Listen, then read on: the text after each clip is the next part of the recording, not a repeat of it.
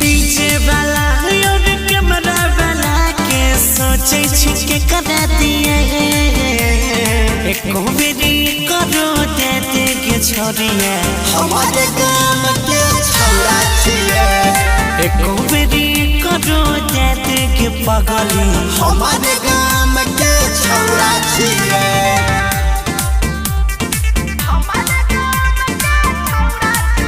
Ganpati recording studio Bhawanipur क्रांति बाबू।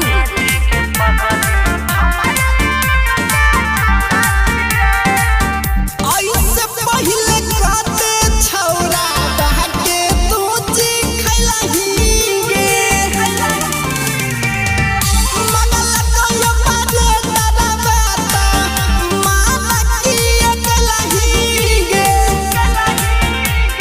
जेकरा सिखाबै छियो करे घूमे साथे छियै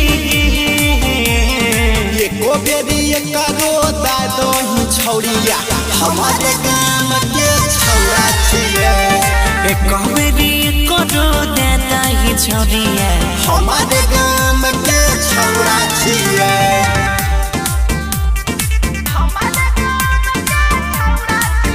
गणपति रिकॉर्डिंग स्टूडियो भवानीपुर क्रांति बाबू।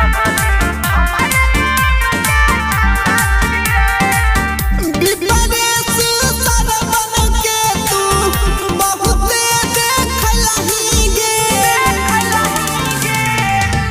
विपरेश गौरव के तू बहुते देखलही गे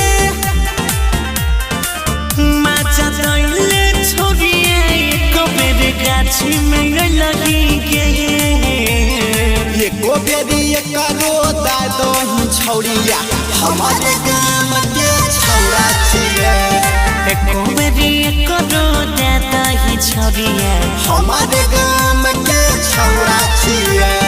मिक्स बाय अजय स्टार।